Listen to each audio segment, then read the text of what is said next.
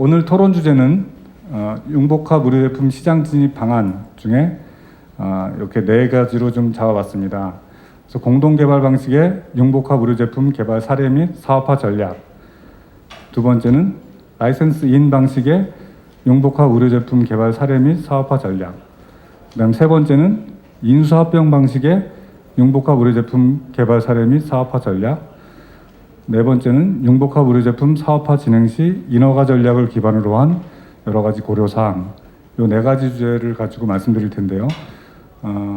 이 주제를 따로따로 떼서 말씀 나누기보다는 주제를 전반적으로 얘기를 하고, 오히려 오늘 나오신 분들이 각 분야의 전문가들이기 때문에 오히려 제가 나오신 분들의 특성에 맞게 질문을 드리고, 그리고 나오시는 우리 전문가 패널 분들께서 현장에서 또 회사에서 제품 개발하면서 또 허가를 진행하면서 겪었던 사례들을 말씀을 나누면서 자연스럽게 이 네 가지 주제를 커버하게 되는 게 좋을 것 같습니다.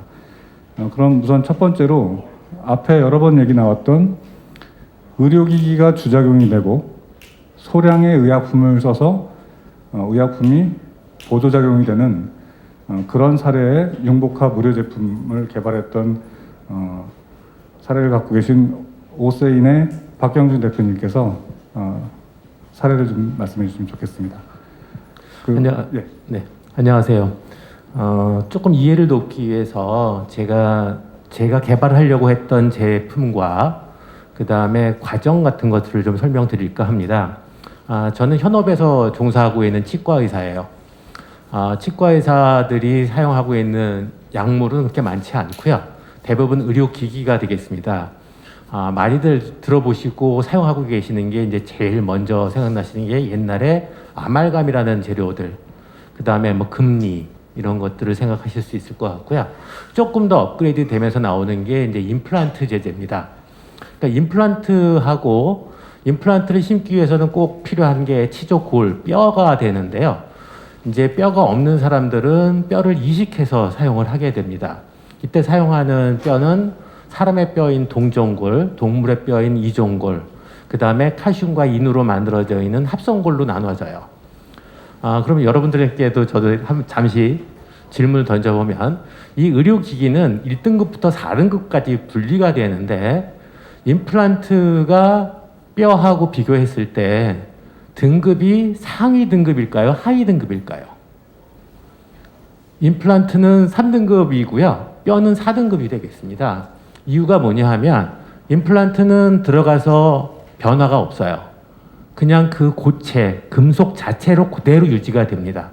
하지만 뼈는 들어가서 칼슘과 인으로 분해되고 그것이 원료로 쓰이질 않고요. 그 공간 유지의 개념으로 쓰이게 되죠. 대부분 뼈를 이식하려고 하면 대부분 저희가 인시전이라고 해서 절개를 하고 뼈를 집어넣습니다. 근데 이 뼈의 형태가 우리가 원하는 형태를 만들기가 쉽지 않죠. 그러니까 대부분 모래 같은 애 형태로 집어넣게 돼요. 근데 이 모래를 집어넣으려고 하면 인시전을 긋고 모래를 넣었을 때 형태가 유지가 잘 안 되거든요.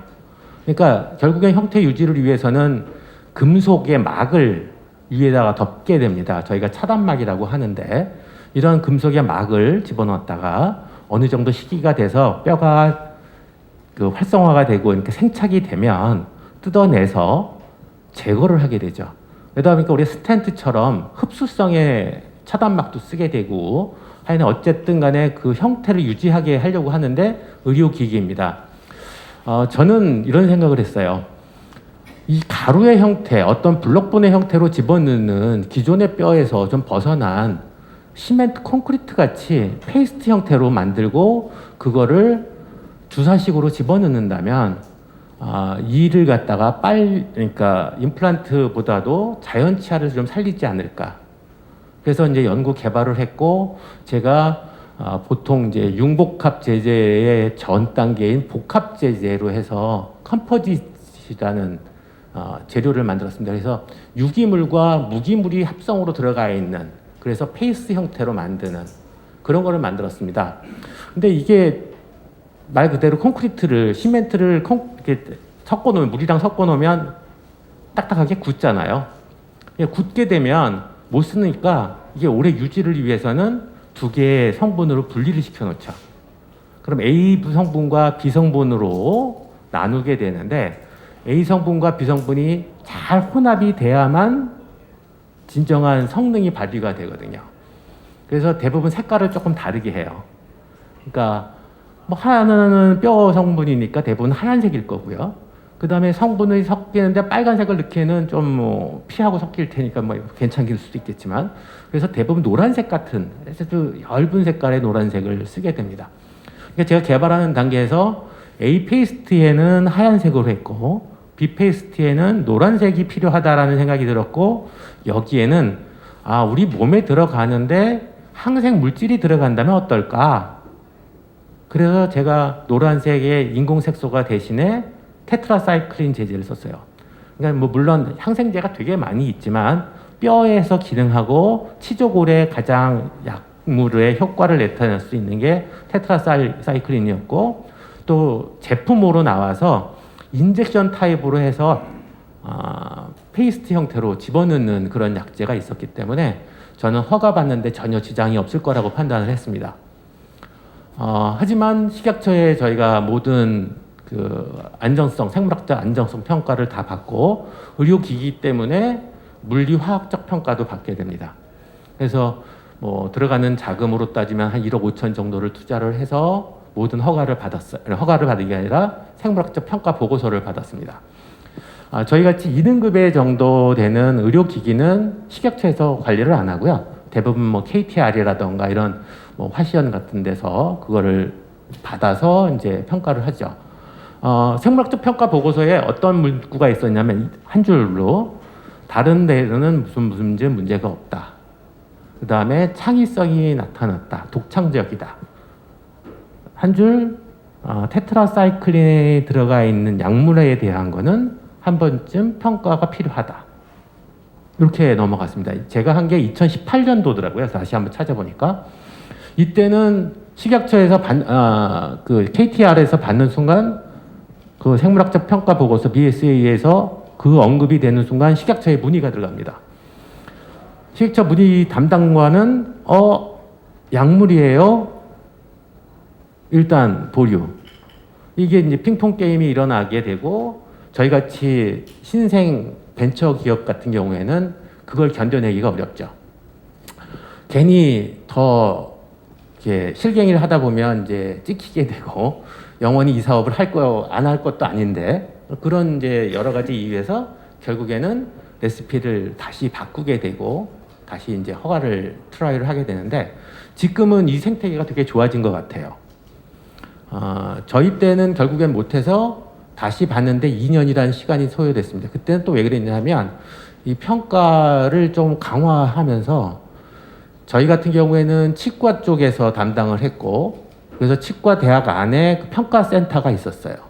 근데 이게 그 강화되면서 대학 안에서는 안 되고 바깥에는 연구원에서는 해본 적이 없고, 그러면서 시간이 좀 많이 소요돼서 거의 2년이 지난 다음에 저희가 받았거든요.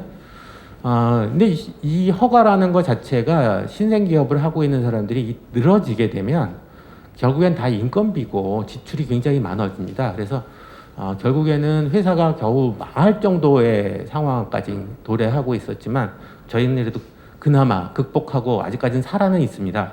살아는 있다는 표현이 잘 느껴지시죠? 그래서 제가 생각할 때는 지금 이렇게 우리 촉진센터도 생기고 그래서 생태계가 옛날에는 해외에서 수입하는 제품들을 대체하는, 그래서 뭐 수성에 대한 거였다면 이제는 좀 공격적으로 세계 시장을 뚫고 나가야 된다. 그러기 위해서는 이런 것이 꼭 필요했다. 그런 말씀을 드리고 싶습니다. 그래서 제가 조금 길게 말씀드렸는데, 하여튼 옛날에는 정말 하면서 굉장히 어려운 그런 상황이 펼쳐졌었고, 지금도 아직도 그런 규정이라든가 제도가 마련되지 못해서 아직도 조금은 어려운 부분들이 좀 있다는 것을 말씀드리고 싶습니다.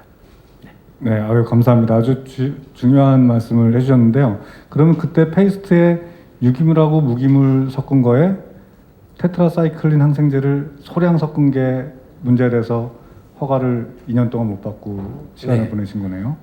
제가 먼저도 말씀 살짝 드렸었는데 이렇게 또 질문이 나올지 몰랐습니다. 0.32% 정도 들어갔었거든요. 근데 그때는 그 약전에 있는 약물이 들어가게 되면 일단 식약처 관계자는 약간 주눅드는. 그래서 제가 그때 이제 식약처랑 이렇게 문의를 할 때 그런 얘기를 했었죠. 조금 약간 경로해서 드렸던 얘기가 하나가 뭐냐면, 정말로 식약처에 있는 모든 평가원들, 평가심사관들은 박사급 이상이시거든요.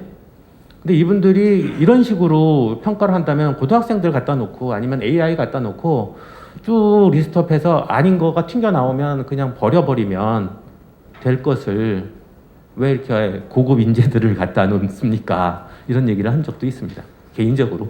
네. 네, 알고 그 4년 전에는 아마 지금과 같은 융복합 의료지원센터, 촉진지원센터도 없었고 식약처에 융복합 의료 제품을 그 심사하는 심사관 또 심사관이 그 검토해야 되는 기준 같은 게 없었다가 지금 이제 오늘 제가 발표드린 대로 그거에 따르면 이 정도는 사실은 의료기기가 주작용인 의약품이 매우 보조작용인 걸로 의약 그 융복합 의료 제품으로 허가를 받을 수 있는 트랙이 있었을 텐데요.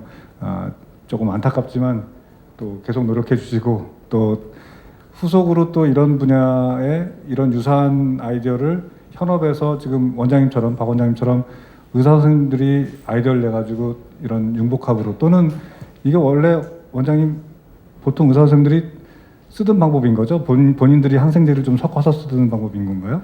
그러니까 보통 개원이들이 실질적으로 뼈를 집어넣을 때 항생제를 섞거나 그렇게는 잘 안 합니다. 왜냐하면 굉장히 보수적인 집단이기 때문에 그런 거를 생각을 잘 안 하게 되고요. 실질적으로 이제 저 같은 경우에는 제가 이제 학교를 졸업하고 치과 재료학이라고 하는 이공계 재료학이라는 게 있지 않습니까? 그래서 치과에서 사용하고 있는 재료만을 연구하는 그런 조직이 있습니다. 그래서 거기서 석사 박사를 하고 박사 때 이제 이런 뼈를 개발을 하겠다라고 생각했었던 거고 그러면서 이제 창업까지 하게 됐는데요. 실질적으로 저희가 제가 이런 과정을 겪을 때는 연구 개발을 하게 되면 저희 환자들한테 트라이를 하게 되죠. 이때 이제 제가 허가를 받은 다음에 이제 아니면 연구 단계에서 이제 그 안전성 검사까지 끝났을 때 환자분들한테 아주 이제 뭐라 그럴까 극한 상황에 있을 때 이제 던지죠. 이거 빼야 됩니다. 근데 제가 이런 재료를 연구 개발을 했는데 한 번쯤 시도를 해봐도 될까요?라고 이제 여쭤보고 사용을 했는데 굉장히 그 임상적으로는 좋은 결과를 얻었지만 허가가 안 나오는 순간 좌절을 하는 거죠. 네. 그럼 박 대표님 지금 그 이렇게 좋은 아이디어신데 이렇게 페이스트에 항생제를 먼저 써서 하는 미국이나 유럽의 선진국 사례들도 꽤 있나요? 실질적으로 뼈에다가 복합제제로 해서 지금 융복합 그런 걸로는 실질적으로는 없는 걸로 제가 파악을 했고요. 하지만 국소적으로 그러니까 예를 들어서 여러분들 잘 아시는 그 스케일링을 하게 되고요. 스케일링은 치아 주변에 치석이 생기는데 치석은 대부분 세균이거든요. 근데 세균이 더 안으로 파고들게 되면 제거 후에는 거기에 남아있는 일부분의 세균에 의해서 계속 고름이 만들어집니다. 그래서 이거를 막기 위해서 우리가 전신적으로 투여하는 약물도 있지만 항생제 약물도 있지만 국소적으로 시린지의 형태로 저희가 표현할 때는 서커스라고 해요. 쉽게 말하면 이하고 잇몸 사이에 그러니까 잇몸이라고 하면 잇몸 뼈하고 잇몸 살로 나눠집니다. 또 그래서 그 사이에다 틈새에다가 약물을 주입을 하는 그래서 뼈에서 직접적으로 약물의 투여가 가능한 그렇게 되어 있는 상황입니다. 네. 그럼 대표님 아예 지금 이게 시장에 그 수요는 있는데 딱히 제품이 없고 지금 서커스처럼 쓰는 것만 있다고 하면 이걸 지금이라도 제도가 만들어졌으니까 제품화 시키는 거를 시도를 해봐도 되겠네요. 네, 물론이죠. 제가 이제 말씀드리려고 저희가 이제 목표하는 거는 4등급 제품이에요. 4등급 제품이고 인젝터블 본이 만들어지면 실질적으로 저희가 생각할 때 치과는 대부분 다른 업체에서 의료 메디칼 쪽에서 만들어진 것들이 저희 치과로 흡수가 돼서 전달이 되고 저희가 가장 그런 응용 과학 분야에 있는 분야라고 하면 이제는 거꾸로 저희가 이제 치과 의사이고 치과계에서 어떤 연구 개발을 했던 사람으로서 치과에서부터 이제 다른 메디칼 분야로까지는 또 전파될 수 있다. 그래서 인젝터블 본이 만들어져서 그런 게 생태계가 만들어진다면 그 다음에는 골다공증이라던가 척추체 함몰 같은 거에 사용할 수 있는 뼈의 개발, 그 다음에 말씀하셨던 것처럼 골다공증 치료제 같은 것들이 있는데 거기에 혼합해서 약물은 딜리버리 시스템이라는 것 자체가 서방성으로 하는 것을 되게 좋아하지 않습니까? 국소적으로 투여하고 서방성으로 들어가야 되는데 어떤 뼈 소재에 그 다음에 유기물과의 복합 제제라면 지금 융복합 의료기기와 약물의 그런 거가 활성화만 된다면 굉장히 그 시장의 확대라든가 또 다음에 또 환자분들이 기존에는 그냥 개복하는 수술에서 내시경 수술로 바뀌는 그런 패러다임이 전환이 되는 것처럼 이 뼈의 진료의 형태도 굉장히 단순화되고 환자분들한테도 이로운 그런 것들이 만들어질 거라고 저는 판단하고 있습니다. 예, 자세한 설명 감사하고요. 또 한 가지 오늘 마침 이 그 토론이 사업화에도 또 관계되기 때문에 좀 한 가지 더 여쭤보자면 그러면 그때 특허를 냈던 게 지금 시간이 좀 갔지만 유효한 건지 하고 지금 말씀하신 대로 치조골의 인젝터블 보온에 사용하는 페이스트에 쓰는 항생제 융복합 의료 제품인데 이거를 척추와 골다공증까지 하면 사실은 그 시장이 정형외과 시장이 훨씬 클 것 같거든요. 그것까지 다 그 특허에 좀 커버를 해놓으신 상태인가요? 어떠시죠? 실질적으로 저희가 이제 제가 처음에 했던 원천 기술이라고 하는 것은 뼈 소재 칼슘 포스페이트와 그 다음에 사이노아클린 제제라고 해서 우리가 순간 접착제에 인체에 사용할 수 있는 그거의 두 개의 복합 재료를 하는 거에 이제 미국 특허까지 되어 있고요. 다른 특허들은 실질적으로 국내 특허가 돼 있고 유지 관리가 저희 같은 그 작은 업체들은 되게 어렵습니다. 이게 매년 나가는 그런 것들, 그 다음에 PCT를 해놓고 각 나라의 특허를 낼 때마다 그게 너무 어렵다 보니까 그런 것까지는 저희가 참 제대로 못한 부분도 있습니다. 하지만 이 항생제라든가 이런 것들에 대한 거, 그 다음에 약물을 조금 더 많이 투여한 그런 것들에 대한 특허는 아직도 이제 저희들이 유효하게 만들어낼 수 있을 것 같습니다. 예, 그러면 이번 그 세미나를 계기로 좀 좋은 사업을 또 진출을 좀 해도 괜찮겠네요. 제가 기대하고 있습니다. 예, 감사합니다. 예, 그러면 두 번째 또 그 패널 디스커션을 해주실 분들을 소개시켜 드리겠습니다. 이번에는 의약품 주작용으로 주로 그 사용이 되고 있는 최근에 국내에서도 많은 업체들이 아까 제가 설명할 때도 말씀드렸던 시도하고 있는 마이크로 니드를 사업화하고 있는 ADM 바이오사이언스의 정병철 대표님과 강성훈 이사님께서 회사 내에서 지금 진행하고 있는 연구개발 아이템을 좀 그 허가의 관점에서 또는 사업화의 관점에서 설명해 주시면 감사하겠습니다. 네, 안녕하세요. ADM 바이오사이언스의 대표를 맡고 있는 정병철입니다. 저희는 2018년쯤에 그 한국기계연구원으로부터 그 DNA를 이용한 마이크로 니들 제조 기술이라는 기술을 이전받아서 이 기술을 이제 양산화하고 상용화하는 일을 맡고 있는 연구소 기업의 형태로 창업이 됐고요.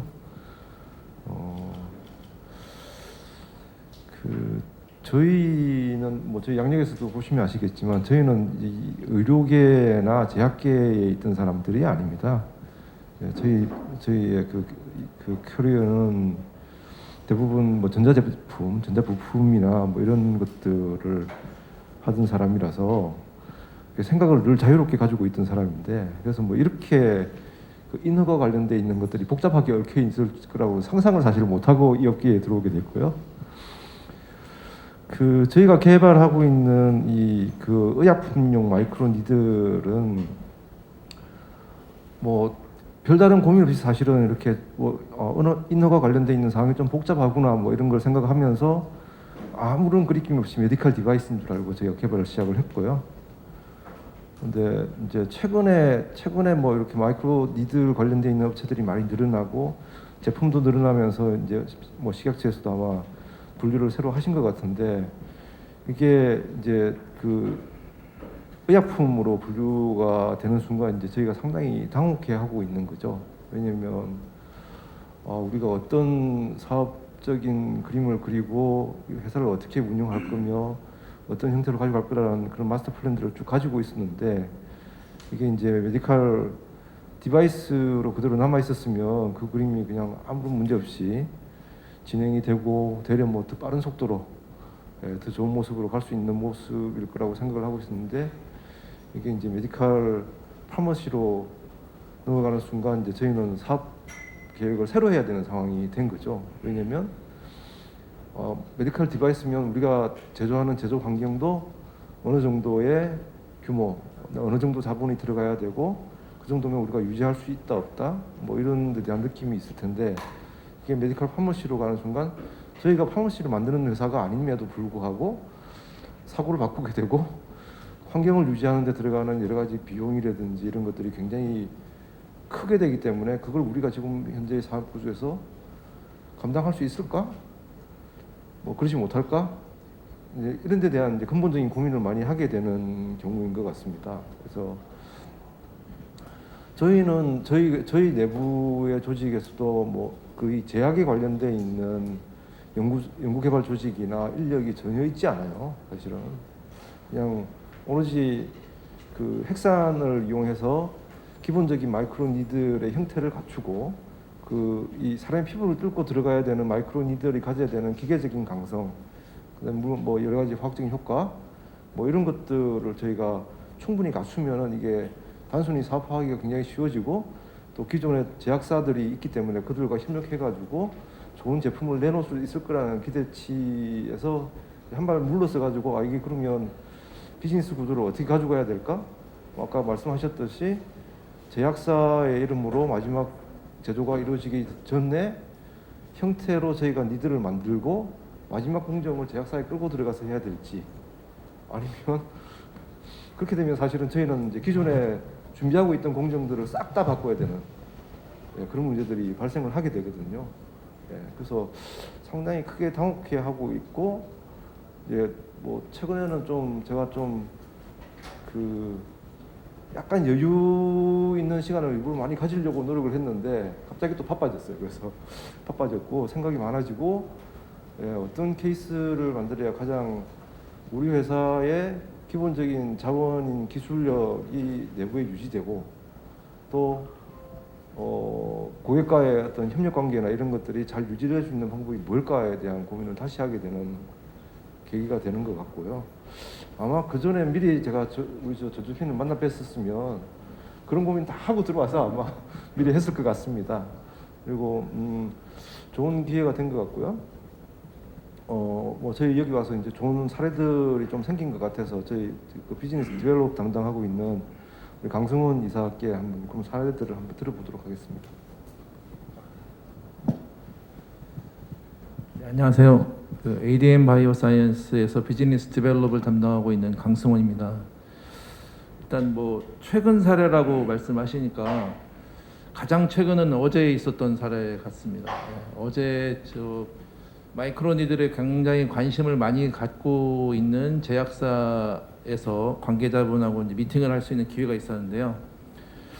이제 뭐 고객의 입장일 수도 있고 협력자의 입장일 수도 있는데, 생각외로 그 문의를 하는 제약사의 입장과 그 마이크로니들을 제공해야 되는 저희 그 마이크로니들 제조사의 입장이 처음부터 이미 이제 그 융복합 의료 제품으로 인식을 하고 이제 시작이 됐다고 생각이 듭니다.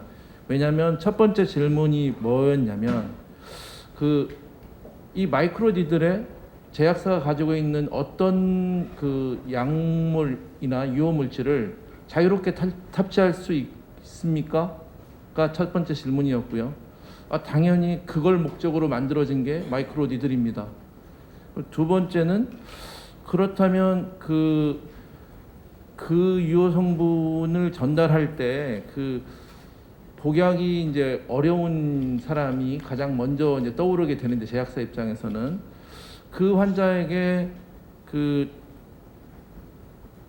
전달하는 유효물질을 전달하는 방식이 주사나 이런 그런 주사와 같은 그런 방식으로 유효 성분이 아무런 변형이나 변질 없이 투여가 가능합니까? 역시 그걸 목적으로 만들어진 겁니다. 자, 그러면 또 그 주사제로 이제 투여가 될 때 또 한계가 있는 것 중에 하나가, 복약이 어려운 분한테 이게 좀 약효가 천천히 오랫동안 지속될 수 있게 그런 방식도 가능합니까? 맞습니다. 마이크로니들이 그걸 위해서 만들어진 겁니다.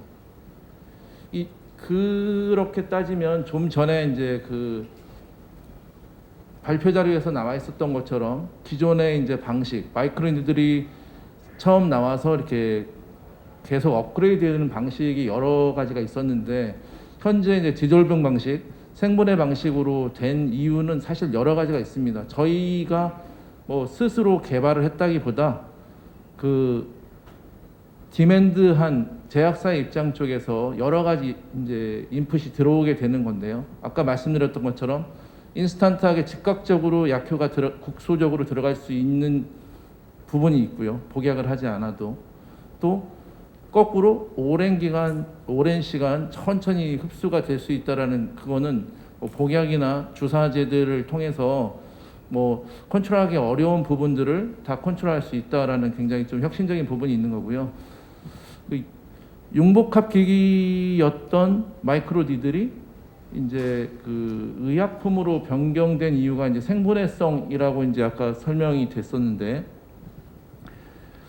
이 생분해성 사실은 이제 한계가 좀 있었던 거거든요. 이전 마이크로니들 제품은 아까 말씀하신 뭐 코티드 방식이나 이렇게 팁 방식으로 약을 찍어서 이제 집어넣게 됐을 때 이제 변형이나 변질이 일어날 수도 있고, 특히 용량에 대한 컨트롤이 매우 어려워집니다.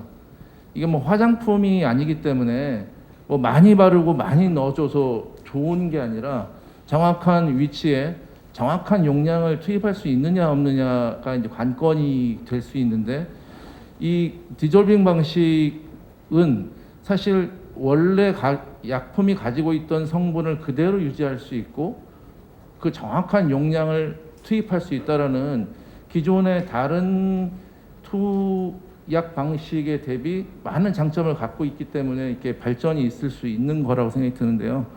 그런 부분에서 이게 생분해성이 탄생된 배경은 기존에 갖고 있던 마이크로니들의 한계를 조금 더 극복하고 업그레이드되고 이제 사업을 어느 분야에든 다 적용할 수 있게 좀 업그레이드된 부분인데, 왜 이게 이렇게 바뀌었나라는 이제 생각은 뭐 사실 저로부터가 아니라 이제 제약사 쪽부터 시작된 이야기라고 생각이 들고요.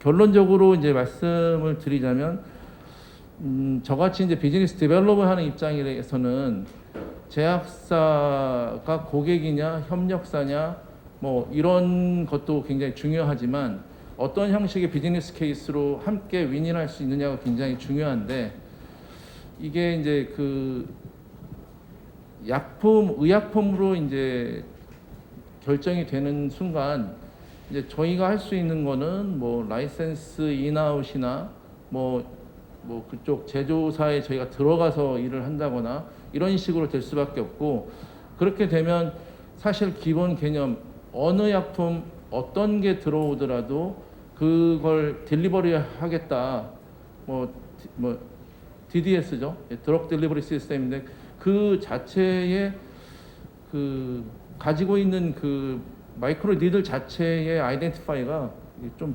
부서지는 느낌이 있습니다. 이거는 좀 더 깊은 논의가 좀 됐으면 좋겠다라는 생각이 좀 들고요. 저희가 또 이제 그 회사에 추구하는 방향이나 이 마이크로니들의 방향 또한 그동안 사실 규격화라는 측면이 좀 없지 않아 있었거든요. 어떤 물질을 탑재하더라도 저희들이 규격화된 그 제품을 드리게 되면 주사와 같이 뭐 여러 가지 정말 폭넓은 그 의료계의 그 발전에 함께 할 수 있는 그런 기술이라고 생각하고 있기 때문에 더 그렇다고 생각합니다. 네. 네, 아주 자세한 설명 너무 감사하고요. 그래서 지금 들으신 바대로 어떻게 보면은 이 식약처의 가이드라인이나 허가 규정 같은 것들이 그 사업의 그 규모나 방법 또는 뭐 허가에 대한 것들이 모두 결정되기 때문에 되게 중요한 것 같은데요. 몇 가지 질문 제가 드리면, 그러면 기계연에서 DNA를 활용한 마이크로니들 원천 기술을 가져오실 때 모든 기능에 대해서 모든 약물 탑재를 다 허여받으신 거죠? 기본적으로 저희가 인계받은 기술은 마이크로니들에 대한 제조하고 DNA를 이용한 마이크로니들이라는 제형이고요. 예. 그게 추가되는 약제에 대해서는 제약을 따로 받지 아, 않았습니다. 그럼 뭐든지 다 할 수 있으신 예. 거네요. 그럼 아까 그 말씀하신 대로 이게 약간 규격화한 플랫폼 기술로 또 응용 개발을 하시면 어떤 의약품이든지 다 쓸 수 있는 네, 플랫폼 그렇습니다. 기술이 되는 거네요. 그리고 그 테리토리는 국내 및 전 세계가 다 커버가 되는 건가요? 네. 예, 그럼 되게 넓게 잘 잡으셨는데 지금 대표님 아까 그 이사님하고 고민하신 것처럼 의약품으로 지금 그 분류가 되면서 제약사하고 어떤 식으로 그러면 사업화를 할 또 생산을 또 준비하실 건지 조금 설명해 주시면 좋겠습니다. 예, 이제 두 가지 방향이 있겠죠. 이제 왜냐하면 저희는 회사가 가진 거라고는 기술밖에 없는 회사이기 때문에 특히 또 마이크로 니들 관련돼 있는 더 이렇게 축약해서 말씀드리면은 핵산을 이용한 마이크로 니들 관련돼 있는 생산 회사이기 때문에 그 기술을 가지고 저희가 계속 사업을 할 수 있을 조건이라는 게 이제 의약품이 되면 결국은 저희가 이제 제조사 그 제약사에 그 제조 라인에 들어가서 저희가 제조를 하거나 아니면 중간 단계까지는 저희가 제조를 하고 마지막 약을 탑재하는 구간으로 제조 공정을 나누어서 제조사 제약사로 다시 이제 그 중간 단계의 중간재를 이전해서 제조하게 하거나. 그럼 그 두 번째 말씀은 반제품으로 넘겨서 최종 의약품 탑재하는 걸로 하신다는 말씀인 건가요? 아직까지 저희 공정이 그렇게 되어 있지는 않은데요. 이제 고민을 해봐야죠. 그럼 공정 개발을 그것도 새로 하셔야 되는 그렇게 거네요. 되겠죠. 아무래도 그렇게 하는 게 좀 우리 노하우를 덜 뺏기게 되는 그렇습니다. 전략이시겠죠? 예. 아마 뭐 다들 사업하시는 분들은 아시겠지만 그 노하우가 빠져나가는 게 사람에 의해서 빠져나가거나 아니면 뭐 외부와의 협력에 의해서 빠져나가거나 뭐 그런 것들이 대부분이잖아요. 근데 우리나라에서는 아직까지 이 피고용인들이 회사를 관두고 나갈 때의 기술 보호나 이런 게 쉽지 않은 상황이어서 저희도 내부에서도 예를 들면 어느 1인이나 어느 사람이 전체 공정을 다 관리하지 못하도록 하고 있는 상황이고요. 그렇게 두지도 않을 거고. 예. 그래서 외부로 빠져나가는 것도 아마 그런 식으로 하지 않을까. 그래서 저희 같은 경우는 CDA 상에 그 관련돼 있는 직원들이 퇴사한 경우에 책임까지 묻게 꼭 CDA를 저희 같이 체결을 합니다. 좀 되게 중요한 부분이라서. 예. 예, 그래서 대표님 그 사업화 관점에서는 또 한 가지 질문이 있는데 지금 그 정부 출연연에서 원천 기술을 그 모든 약에 대해서 그리고 전 세계 테리토리에 대해서 받으셨는데 아까 잠깐 말씀하셨지만 규격화 후속 개발을 또 하신 거잖아요. 그렇게 네. 됐을 때 그 후속 개발을 더 하고 대량 생산 개발하시고 그랬을 때 그 기술에 대해서는 그 소유나 사업화했을 때 로열티에 대해서 또 어떻게 하는지 이런 것들 좀 설명해 주시겠습니까? 이거 밝혀도 되는지 모르겠는데 예, 이게 사업을 제가 처음 맡으면서 제일 고민됐던 부분 중에 하나인데요. 왜냐하면 제가 이제 그 정부 출연 연구소에서 기술을 가져서 연구소 기업으로 설립할 때 일을 주도했던 사람이 아니고요. 저는 작년 11월 달에 이제 이 앞에 계셨던 대표이사님 사임하시고 뒤를 이어받은 사람인데 와서 이렇게 계약서들을 쭉 보니까 그 정부 출연 연구소에서 받은 기술을 베이스로 만든 추가적인 기술의 특허는 정부 출연 연구소로 귀속되게 돼 있습니다. 그래서 자유롭지 못하게 돼 있고요. 근데 이제 사업하는 사람의 입장에서는 되게 이렇게 그 자유도가 떨어진다는 거는 굉장히 안 좋은 케이스예요. 왜냐하면 생각의 틀도 갇히게 되고 뭔가 할 때마다 이게 내가 남들의 깍두가시가 되는 느낌이 있어서 굉장히 좀 안 좋은 점들이 있어서 저희는 투트랙을 다 가지고 가고 있습니다. 그래서 지금 현재 그 이전 받은 기술을 베이스로 양산화하고 제품화하는 거는 어쨌든 앞에 시간이 많이 축약돼 있는 거기 때문에 그걸 충분히 활용해서 빠른 속도로 양산화시키고 뭐 시장에 제품을 내놓고 하는 일들을 진행을 하고 또 그거와는 별개로 이 기술을 그래도 저희가 제일 많이 다뤄본 거라 맹점들이나 이런 것들을 잘 알고 있기 때문에 좀 그 기술들을 리뉴얼하는 그래서 뭐 제조 공정도 같은 아이디어에서 시작은 하는 것처럼 보이지만 실제로는 전혀 다른 트랙을 타는 그런 그 투 트랙을 다 저희가 하고 있고요. 열심히 지금 특허 쓰고 있습니다. 그래서 네, 아유 좋은 그 설명 감사하고요. 마지막으로 한 가지만 더 지금 그러면 국내는 이렇게 그 아예 처음부터 혼합돼서 하는 거는 의약품으로 분류가 되는 상황이라서 그런 약간 사업하는데 제약이 있다는 설명 잘 들었고요. 그러면 지금 사실 시장은 해외 시장이 훨씬 크니까요. 분명히 해외 그 사업 개발, 해외 수출 또는 해외 공동 개발 같은 걸 고민하실 텐데 해외 사업은 어떤 식으로 하실 건지 전략 좀 설명해 주십시오. 뭐 아직은 저희가 뭐 이 체력이라고 할 것까지도 없는 회사이기 때문에 체력이 좀 필요할 거라고 생각을 하고 있고요. 아무래도 이제 해외는 해외 파트너를 찾거나 뭐 그런 일들을 우선 해야 되겠죠.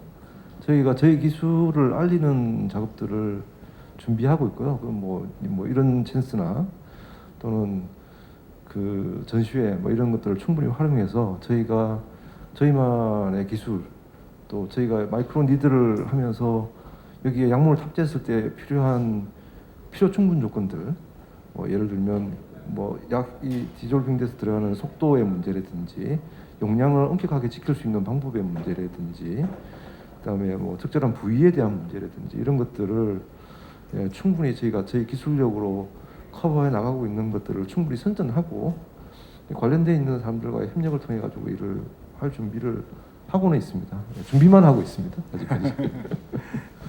예, 감사합니다. 자세한 설명 감사합니다. 네. 그럼 이제 세 번째로 넘어가서요. 지금 그 앞에 그 ADM 바이오 사이언스처럼 요 회사도 공공 기술을 라이센스인해서 자체 내에서 의료기기를 연구 개발하고 사업화하는 구강 전문 의료기기 개발사인데요. 덴하우스의 나윤숙 연구소장님께서 회사 내에서 지금 연구 개발하고 사업화하는 아이템에 대해서 좀 설명해 주시기 바랍니다. 안녕하세요. 반갑습니다. 저희 덴하우스는 콜라겐을 이제 기반으로 해서 다른 이제 단백질 의약품과 섞어가지고 치주골 재생을 촉진시키는 처음부터 이제 융복합 이 의료 제품을 지금 연구 개발을 하고 있는데요.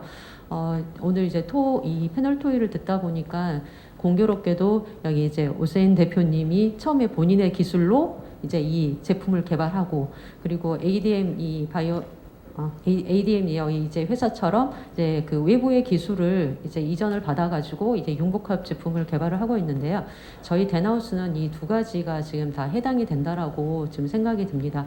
네, 저희 그 회사 대표님이 처음에 이 콜라겐과 단백질 의약품을 이제 섞어가지고 임상에서 그 뛰어난 이 골재생 그 효과를 보시고 이거를 제품으로 개발하면 좋겠다라고 해서 저희도 처음에 이제 벤처 기업들이 이제 인력이나 또 특히 인허가 관련 쪽에 전문가가 이제 없이 시작을 하다 보니까 그냥 이건 100% 그냥 의료기기야 이렇게 생각을 했었거든요. 근데 막상 이제 식약처와 이제 그 질의응답을 하다 보니까 이거는 이제 의료기기가 아니고 이제 융복합 제품이고 그리고 의약품이 들어가기 때문에 이 주작용이 무엇인지에 대해서 먼저 이제 많이 판단을 해야 된다라고 이렇게 이야기를 해주시더라고요. 그래서 저희가 이제 좀 처음에 그 이야기를 듣고 좀 많이 당황스러웠는데 다행히도 제가 작년에 운이 좋게도 이 아주대 이 융복파 의료제품 촉진지원센터랑 이제 연결이 돼서 컨설팅을 받으면서 이 융복합 의료 제품의 이제 허가를 어떤 이제 그 프로세스로 가야 되는지 알게 됐고요.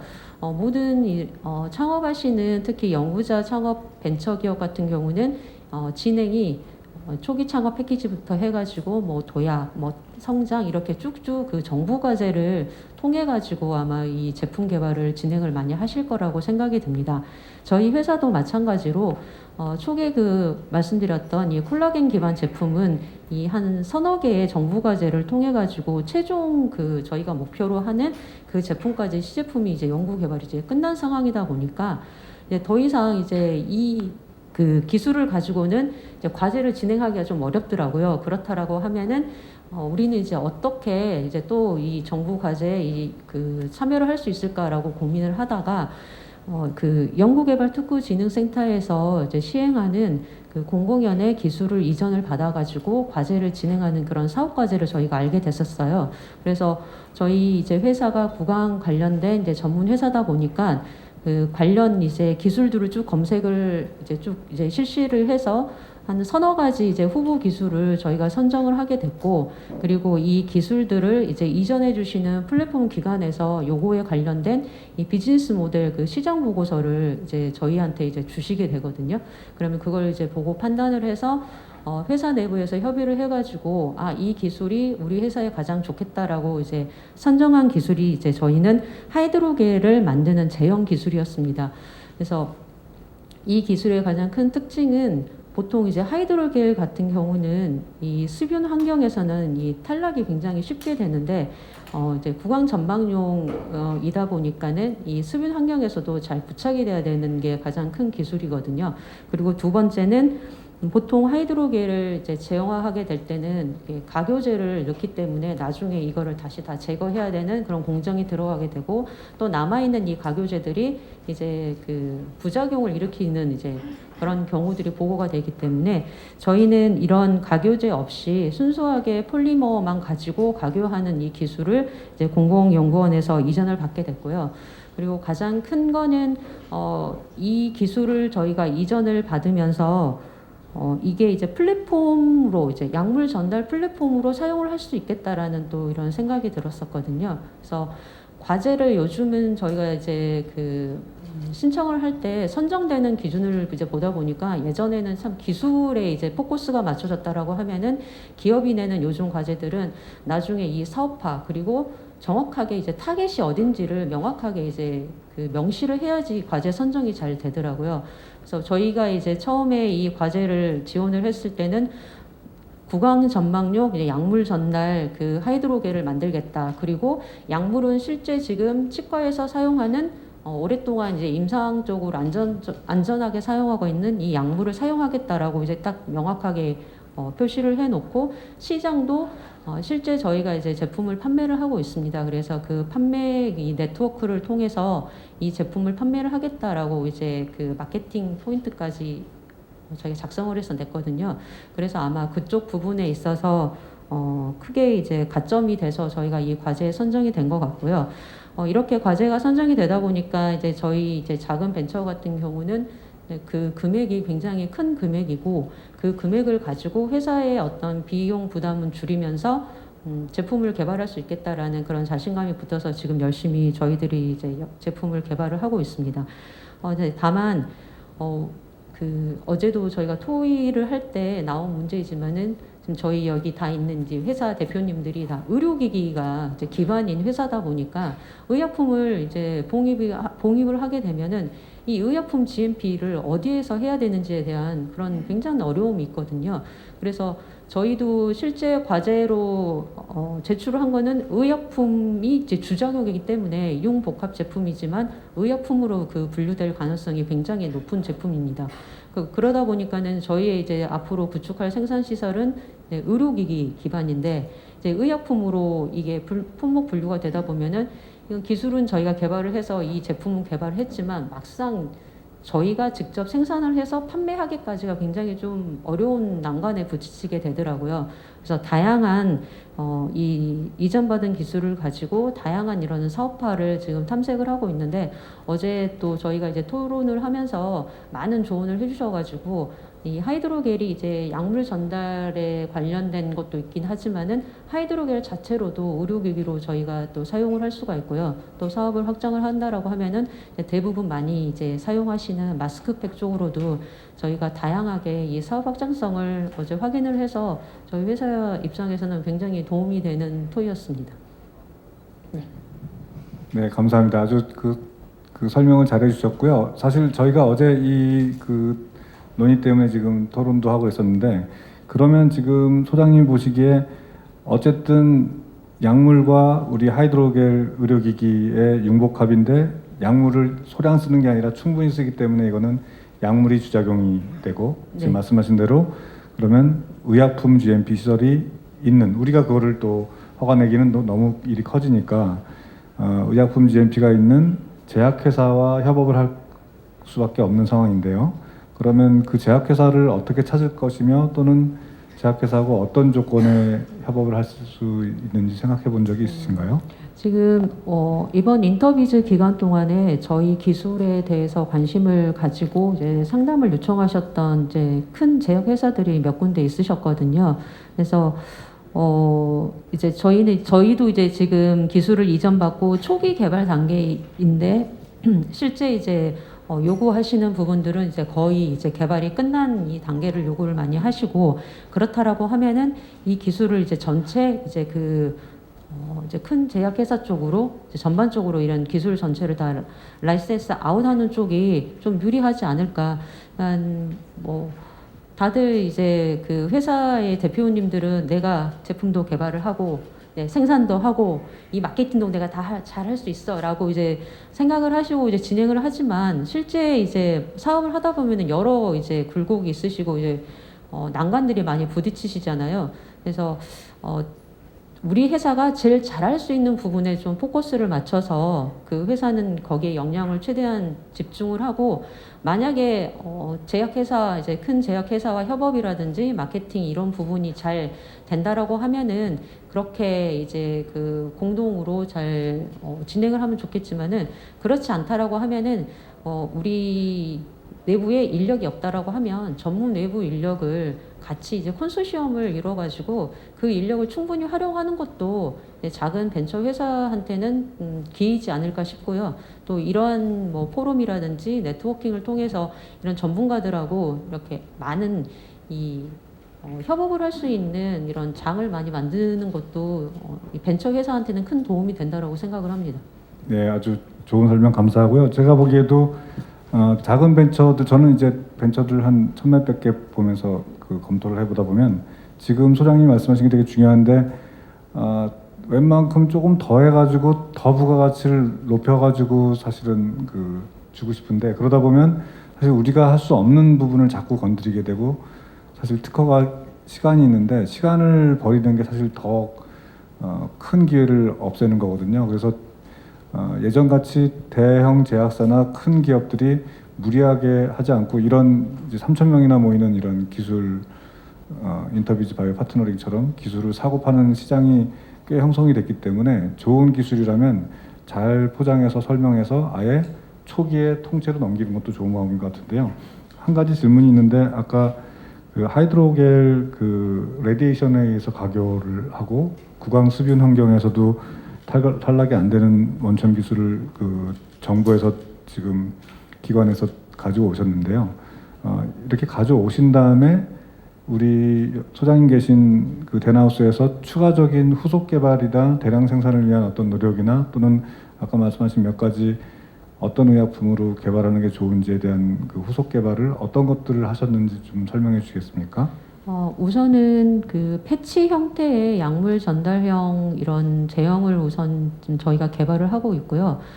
지금 저희가 이전받은 기술이 여러 가지 이제 의료 지금 분야에서 사용을 하고 있는 실제 이제 뭐 새로운 그런 고분자나 이런 게 아니기 때문에 제형 기술을 가지고 이제 실제 저희가 제품을 만든다라고 하면은 허가 받는 데 있어서 크게 그 문제가 되지 않는 그런 폴리머를 지금 사용을 하고 있고요.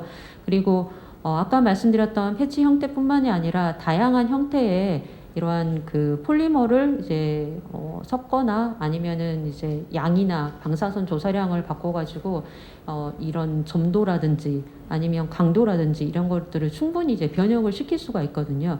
그래서 저희 이제 회사에서 이 기술에 관심을 가진 이유도 이 확장성이 굉장히 크기 때문에 이 기술을 생각을 하게 됐고, 그리고 특히 이제 더 이제 좋은 점이라고 하면은 따로 나중에 약물을 봉입하는 게 아니라 마이크로 니들처럼 초기에 이 약물을 같이 봉입을 해서 이제 그 하이드로겔을 만드는 그런 기술이기 때문에요. 이제 약간의 한계는 있습니다. 이제 그 방사선을 조사하기 때문에 이게 단백질 의약품이나 뭐 생물학 제제 같은 경우는 좀 어렵고요. 지금은 현재 이제 케미칼류의 약품들을 가지고 저희가 이 제품을 만들 수가 있는데요.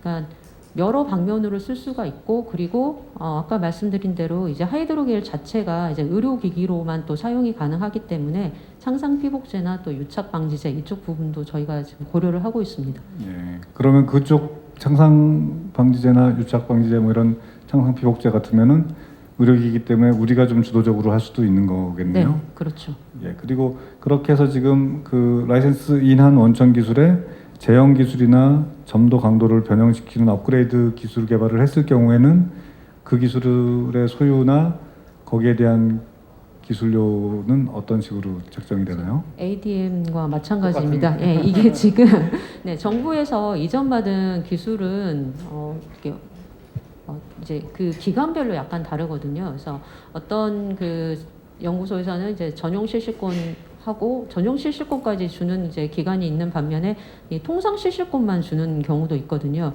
그렇다 보니까 저희가 그 연구소와 이제 계약을 맺을 때 그 부분이 좀 명확하게 좀 이렇게 그 명시를 해주시는 게 좋습니다. 만약에 통상 실시권은 A라는 회사한테도 줄 수 있고 B라는 회사한테도 줄 수 있고 여러 개에 다 줄 수가 있거든요. 그렇다고 하면은 이제 우리가 하고 있는 사업 영역에 있어서는 다른 회사에 이제 겹치는 회사는 이제 주지 말라라고 이제 계약서에 이제 이렇게 명시를 해놓으시거나 그 부분들을 이제 연구자분하고 확실하게 좀 이야기하실 필요는 있으십니다.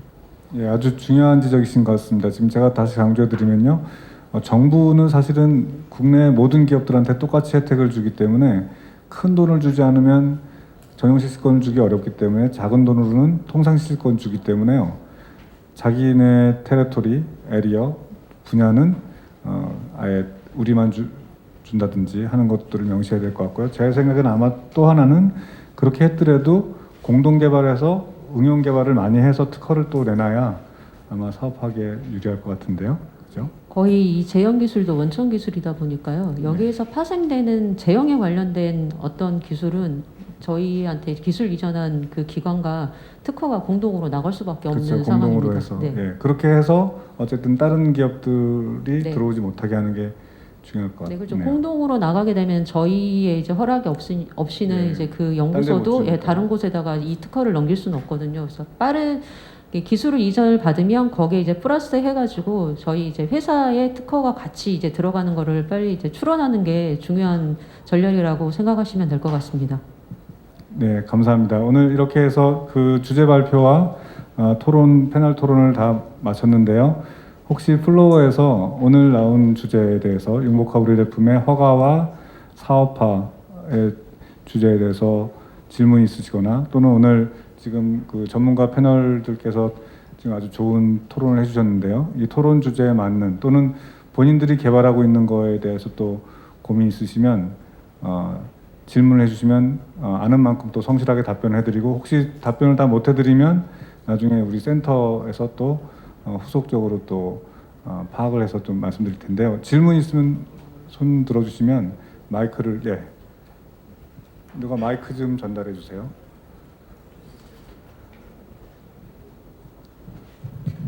네, 저 오른쪽 중간에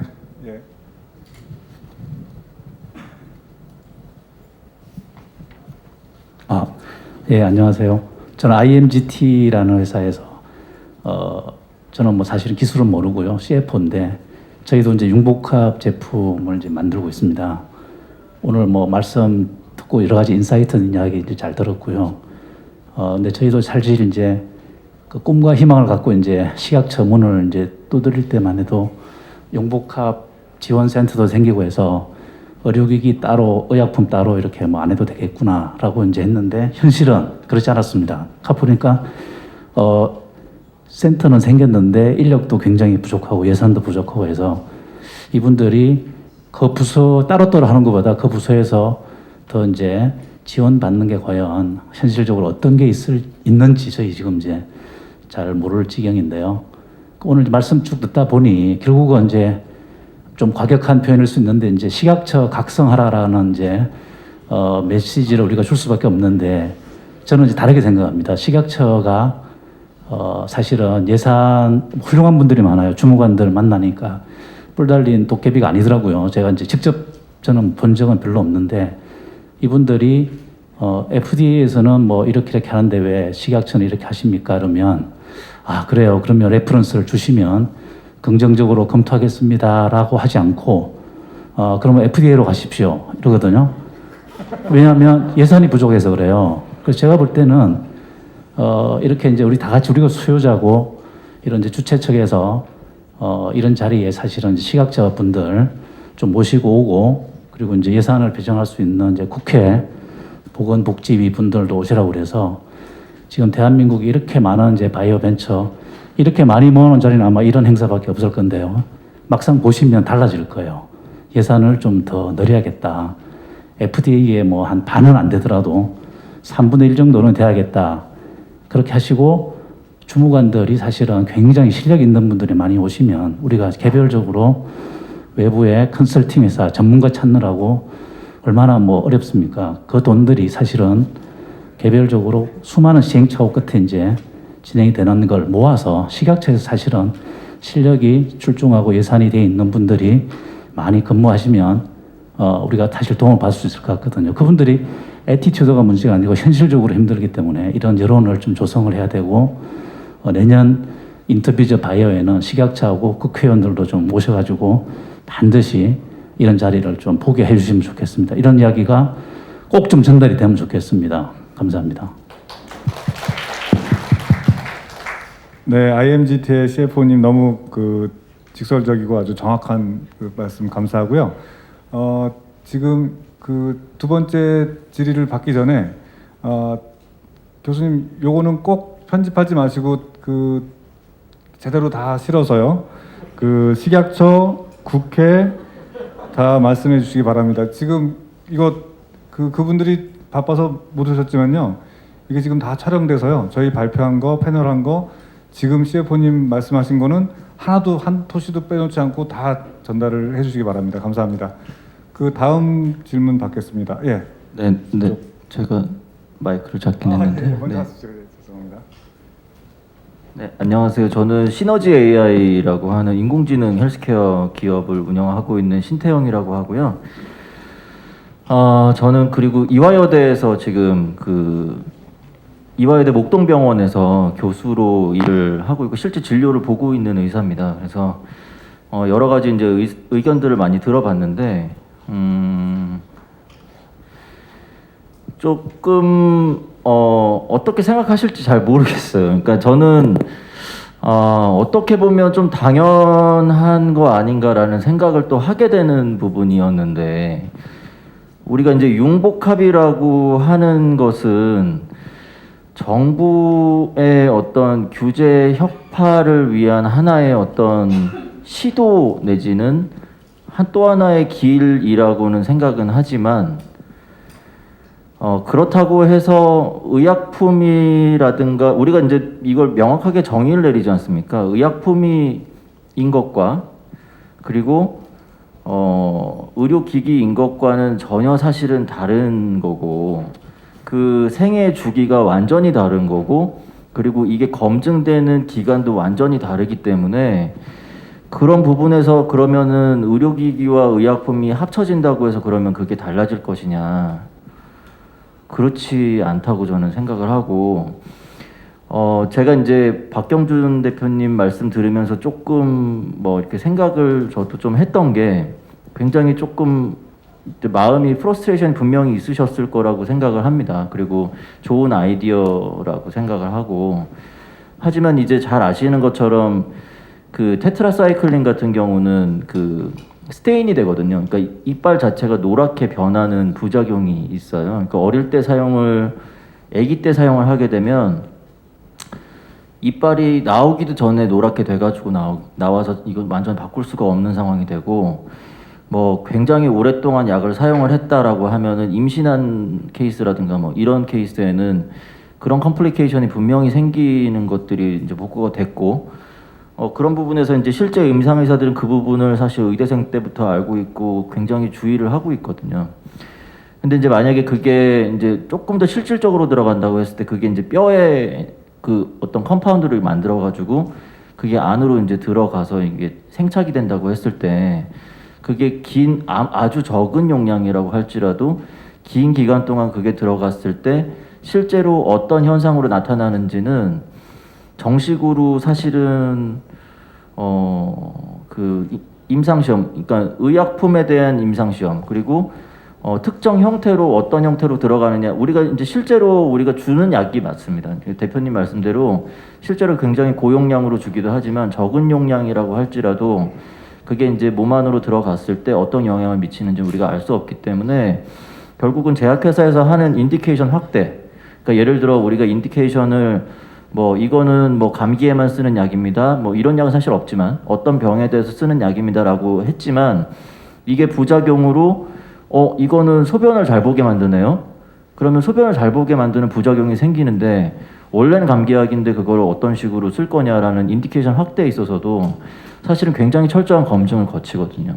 그러니까 그런 부분에 있어서 사실은 기나긴 역사가 있었고 그 큰 뭐 여러 가지 이제 뭐 역사들을 봤을 때 이제 큰 부작용들이 사회 문제로 발생되는 경우가 많았기 때문에 그래서 사실은 존재하는 규제 장치고 이게 반드시 사회에 필요한 장치인 건 분명하거든요.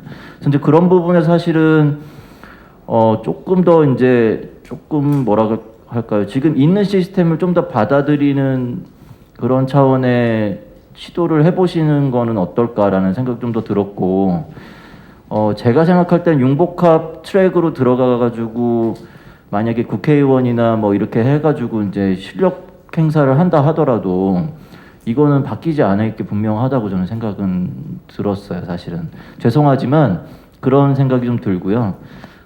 이거는 순수하게 이제 과학적으로 그리고 윤리적으로 접근해야 되는 부분이기 때문에 그런 부분을 조금 알려드리는 게 낫지 않을까. 왜냐면 전체적인 분위기가 그렇게 흐르고 있기 때문에 그렇게 좀 말씀을 좀 드리고 싶었습니다. 이상입니다. 네, 원장님 감사합니다. 그 사실은 지금 말씀하신 게 맞는 게요. 그 아무리 적은 용량을 쓰더라도 의약품이 지금 말씀하신 걱정되는 부작용들이 있다면 그거는 자료 제출 외에 또 추가적인 뭐 적응증 확대에 해당하는 뭐 브릿지 임상이든지 또는 또 그에 해당하는 임상이든지 해야 될 것 같은 게 맞습니다. 사실 그 추가적인 질문들이 많이 있을 줄 알지만 지금 다음 또 행사가 있어서요. 여기까지 마치겠습니다. 감사합니다.